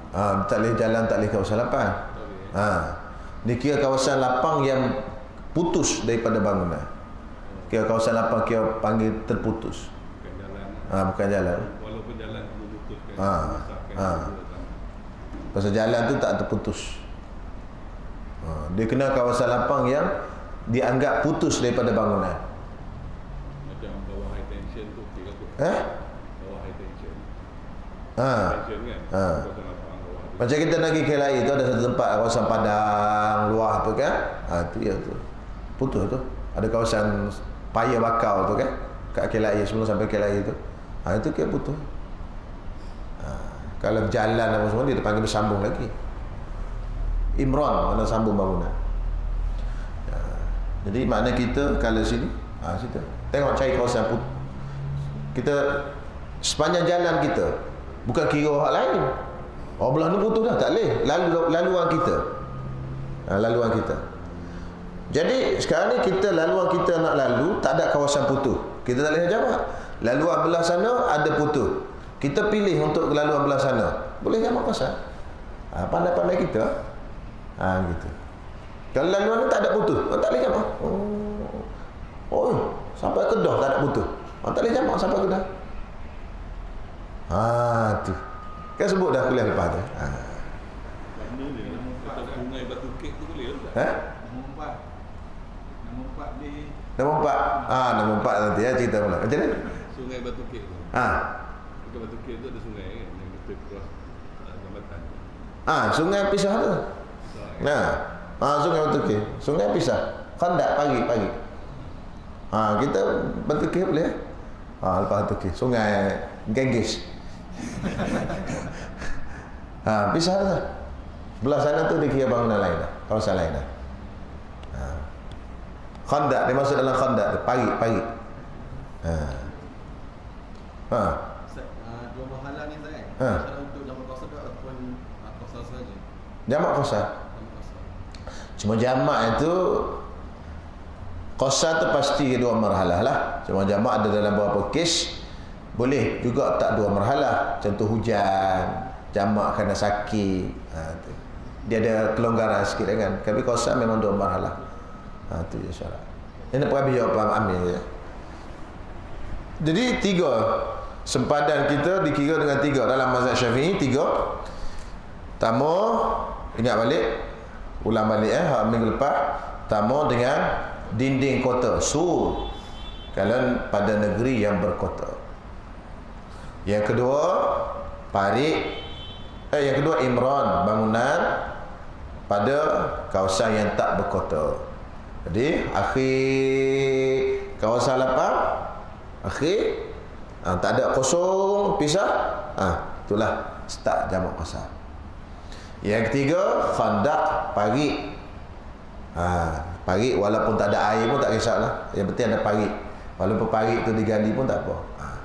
Parit tu berang sana dia kira tapi parit tu syarat kena keliling lah, kena keliling, kita belajar kena keliling kawasan tu. Keluar aja parit tu jadi musafir lah kita. Kalau selagi tak keluar sepadan kita tak musafir.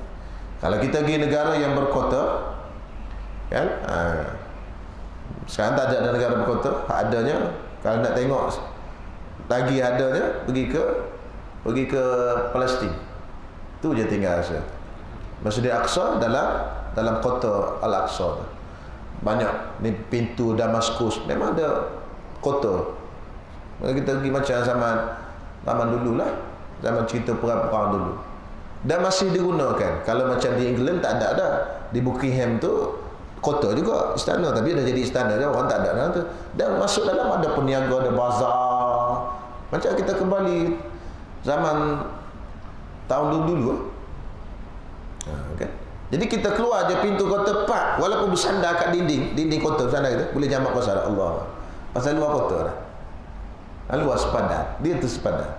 Cuma hak nombor 4 dia macam disebut tadi, Dr. Mustafa Al-Bugha dia tulis dalam kitab dia Ifadatul Raghibin fi Syarhi Minhajut Talibin.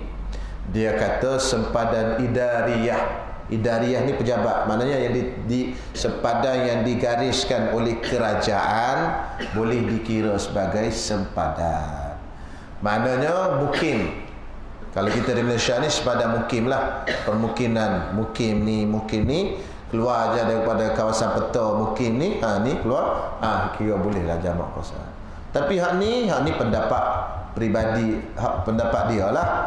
Disebut dalam kitab fiqhnya 3 tadi je. Pertama, dinding kota. Yang kedua, yang kedua bangunan, melepasi kawasan perkumpulan bangunan, lapang tanah lapang. Lepas tu tanah lapang tu boleh. Lapang tu tak semisal lapang, kubu ke apa tak apa, mana tak ada bangunan dah. Kubu ke, tempat buang sampah ke, kebun ke, tak apa. Yang penting bangunan habis. Yang ketiga, pari. 3 tu je sempadan dalam mazhab Syafi'i. Satu Syekh Toha. Syekh Toha sekarang dia duduk di Mahat Syatiri Kedah. Untung tu wali mazhab Syafi'i, dia orang Yaman. Dia kata tu lah, di Jakarta tu tak boleh nak jamak qasar. Pasal sepanjang jalan dia jalan, bangunan bersambung. Dia kata, saya pergi Jakarta sepanjang jalan bersambung, tak boleh nak jamak qasar. Dah jauh jalan tapi tak boleh jamak. Pasal belum lepas sepadan lagi. Dia kena lepas sepadan baru boleh start. Walaupun nak pergi Johor. Jadi kalau kita nasib baiklah ada sungai yang bertukir. Lepas sungai tu boleh jamak. Tak lepas tak boleh. Mana dalam sungai tua ni tak boleh lagi. Dalam kawasan ni. Okey, insya-Allah. Ada soalan lain?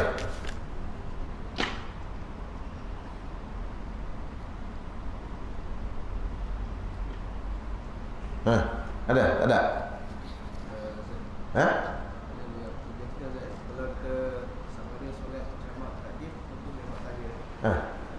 Zuhur asar dalam perjalanan kita mampu berhenti lah untuk solat zuhur. Tapi niat kita nak buat jamak tahlil. Mana yang afdal? Afdal. Kalau kita memulakan perjalanan pada waktu yang pertama, maka jamak takhir lah yang afdal. Macam tu. Tapi tak ada masalah kita nak buat jamak apa pun. Yang penting semayang insya-Allah. Mana boleh jamak takhir pun boleh, jamak takdim pun tak apa. Jamak takyah je tak boleh. Semayang insya-Allah. Walaupun kita berhenti pada waktu pertama, kita boleh berhenti. Kalau nak semayang pun boleh dah. Tapi hati kita nak buat jamak takhir, tak ada masalah. Pasal itu memang Allah Ta'ala benarkan. Kita berhenti apa semua tu, kita tak nak semayang lagi, nak semayang jamak takhir kan. Pulang lah. Cuma kadang-kadang syaitan masuk juga tu. Hati-hati juga. Syaitan kata takhir tu takhir. Takhir sikit lagi. Sikit. Masuk maghrib. Tak semayang. Tu kena lawan syaitan juga tu. Walaupun jamak boleh. Boleh? Tu kena ingat sepadan tu. Lagi tak keluar sepadan, tak dinamakan musafir. Kena keluar sepadan. Sepadan tadi 3. Okey, insya-Allah. Berubah niat tu tak boleh. Berubah niat macam mana? Kita dalam boleh kita ingat nak jamak takhir. Kita dalam tu. Jamak takhir. Tak apa. Dan memang sunat bila masuk waktu pertama, kita jamak takdim terus.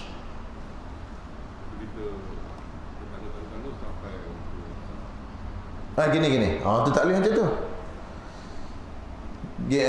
Maknanya kita masuk waktu pertama nak buat jamak takdim. Kita masuk je zuhur, niatnya nak jamak takdim. Tapi tangguh sampai masuk waktu asar, tak semayang, dosa. Dosa gitu. Sebab itu cara dia begini cara selamat. Bila saja masuk waktu pertama, zuhur ke maghrib, terus kita niat jamak takhir. Tu niat. Aku takhirkan zuhur dalam waktu asar kerana Allah Ta'ala. Aku takhirkan sembahyang maghrib dalam waktu isyak kerana Allah Ta'ala. Aku takhirkan sembahyang fardu zuhur dalam waktu asar kerana Allah Ta'ala. Boleh? Lalu bila kita jalan sampai masuk waktu asar tak sembahyang, tak apa lah, pasal kita niat takhir dah, tak dosa. Lepas tu kita jalan sampai 3.30 nak sembahyang jamak takdim, tak apa juga. Walaupun niat takhir tadi, hak kita niat tadi automatik terbatal. Jadi itu cara selamat supaya kita tak dosa.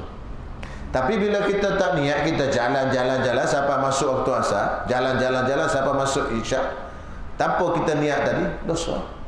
Sebab kita tinggal sembahyang. Beza niat, beza tu. Tinggal sembahyang dosa. Tinggal sembahyang tanpa ada yang perkara yang membolehkan. Tak niat, tak apa. Kita tak boleh tinggal sembahyang sengaja. Tinggal sembahyang pasal apa? Tak sembahyang dalam waktunya. Pasal apa tak sembahyang waktu? Saya jamak, mana niat ni? Itu dia soalannya. Dah jamak. Mana kita boleh buat takdim juga lah, walaupun kita niat takhir. Lepas tu ada masa dulu buat takdim boleh kan? Maknanya ni masuk waktu pertama kita terus niat takhir. Aku niat dalam waktu, aku takhirkan sembahyang zuhur ke dalam waktu asar. Aku takhirkan sembahyang fardu zuhur ke dalam waktu asar kerana Ta'ala. Okey, kita jalan lah. Sampai tengah jalan kita berhenti pukul 3, ada waktu zuhur lagi. Kita pun sembahyang jamak takdim. Padahal jamak takhir tadi kan, tak ada masalah. Cuma niat tadi tu untuk selamat. Takut kita jalan sampai masuk asar, tak sembahyang lagi. Tak apa, dah niat takhir dah tadi. Gitu. Tapi kalau kita tak niat kan, kita jalan sampai masuk asar, tak niat takhir kan, maknanya kita tak sembahyang zuhur tanpa niat takhir kan. Apa jadi? Tinggal sembahyang lah. Tinggal sembahyang dosa besar tu, bukan dosa kecil. Beza dosa besar dengan dosa kecil tadi tu niat sepatah tu ya. Memang itu niat tu betul. Masa tu Imam Nawawi letak hadis pertama, innamal a'malu binniyat, kalau kita hadis 40. Besar hadis tu. 1/3 ilmu. Imam Ahmad bin Hanbal kata, niatlah membezakan amal sah tak sah, dosa tak berdosa. Minum arak. Kalau niat nak buat ubat, ada ulama yang katakan niat boleh arak tu dibuat ubat. Mazhab Syafi'i tak boleh, ada pendapat boleh. Tak apa. Niat kalau minum arak nak seronok, haram lah. Kan, beza niat je. Makan cicak makan. Orang kata cicak ni bagus, ubat kecil dedah. Kita makan dengan niat buat ubat kan, tak berdosa. Tapi kalau makan saja, orang kata sedap pula cicak goreng. Goreng cicak tu makan saja, tak boleh. Itu susah tu, hadis niat tu besar sangat. Boleh beza dosa pahala. Dosa. Sate boya? Tu boleh. Kalau orang kata ada ubat, ni ubat lah. Sate buaya, aduh. Sate tu tak ada ubat dah. Kalau sate tu dia ada makanan dah. Kalau ubat ni dia makjum buaya, boleh lah. Makjum buaya. Orang kata untuk ubat apa-apa, untuk pengalaman dah. Boleh. Tak niat ubat. Benda haram boleh buat ubat. Tapi kena ada syarat-syarat dia lah. Tak ada ubat yang halal pertamanya. Dan juga ada pengalaman orang pakar mengatakan benda itu boleh ubat-ubat. Bukan main kita bedal ya. Tak boleh. Rasa-rasa boleh buat ubat ni kot. Tak boleh main rasa-rasa. Boleh ya? InsyaAllah. Ada soalan lain? Tak ada kot. Syekh Azrul nak tanya apa?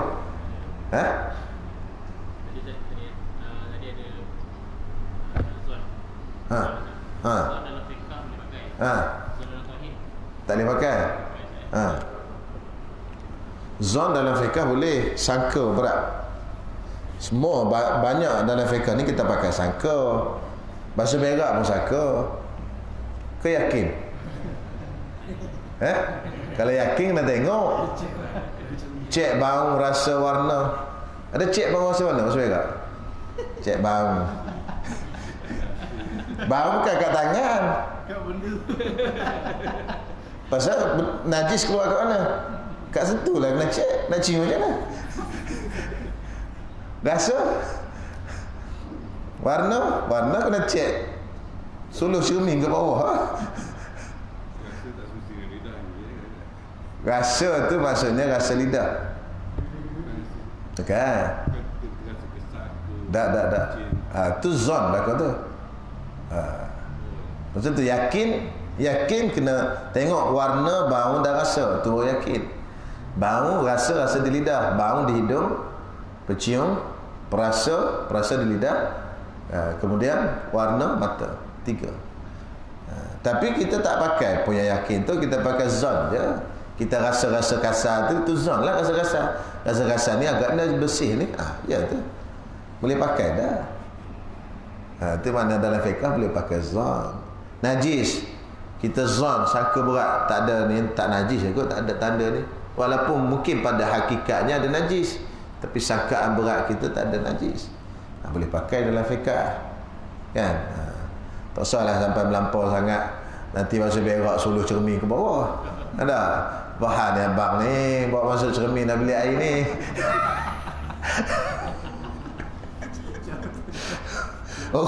Rumah tanya ada kacau tu pelik pula makin belajar ni. Jadi tak payahlah pakai zon boleh, tapi dalam akidah tak boleh. Kan? Tak cukup 100%. Kita kata Allah Ta'ala ni maha berkuasa. Maha berkuasa, tapi ada tapi rasa macam ada kurang sikit lah agak-agak lah maha berkuasa tak yakin, maka orang tu jadi murtad. Rosak iman terus. Kalau tak tahu kena ajar dia, bagi dia tahu. Mesti kena tahu, itu bukan wajib. Kalau dia tak tahu, ajar dulu. Pasal apa? Pasal benda fardu ain kena Allah Ta'ala. Kena Allah maha berkuasa. Sifat 20 tu kan fardu ain. Salah satu benda sifat 20, kudrat, maha berkuasa. Maha berkuasa pun boleh buat apa saja. Tiba-tiba kita tanya, Allah Ta'ala maha berkuasa tak? Kuasa tapi itu masalah. Sebab tu Nabi kata akhir zaman ni pagi iman, petang kupu, pagi iman. Tak belajar ilmu akidah. Betul ke Allah Ta'ala maha berkuasa? Betul pula tanya. Tu zon tu. Syak. Waliyahzubillah. Syak pada Nabi. Betul ke Nabi Muhammad Rasul? Habis mengucap balik. Tapi kalau datang waswah tu lain. Syaitan datang bisik, betul ke Nabi Muhammad Rasul? Astaghfirullahaladzim, astaghfirullah. Itu tak dia waswah. Ini kepercayaan kita. Kita percaya macam tu. Macam orang kafir percaya Tokun tu Tuhan. Macam tu. Dia percaya. Dia ilmu ni ada 3. Ilmu nak kena percaya. Ilmu hak percaya ni dia tak perlu amal akidah. Kita belajar, kita kena percaya je. Itu je. Malaikat ni kena percaya tak ada lelaki perempuan. Tu je tak ada kena amal apa. Ada ilmu yang kena amal. Pekah, semayang kena semayang, puasa kena puasa. Itu ilmu amal. Ada ilmu yang kena buang dan masuk. Ilmu tasawuf, buang apa dalam hati. Buang. Kena masuk apa? Tawaduk, syukur. Masuk dalam hati. Tu amalan hati.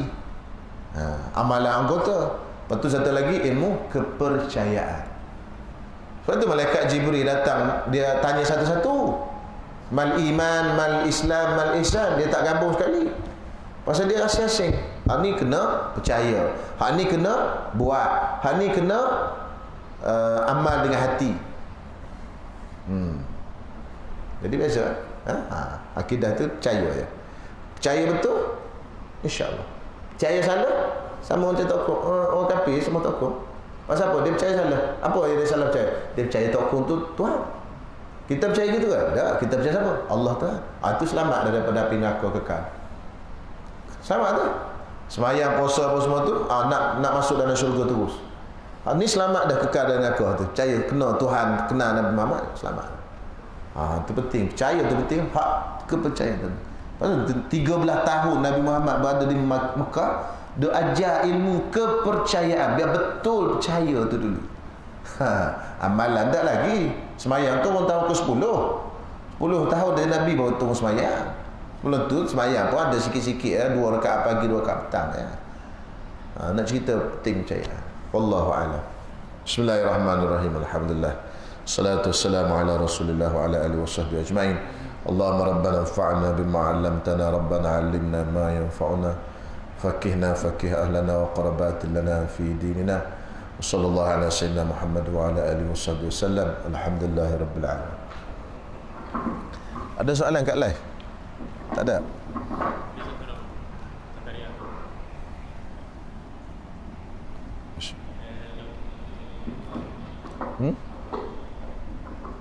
Dia tanya apa? Dia tanya ada makan durian ke?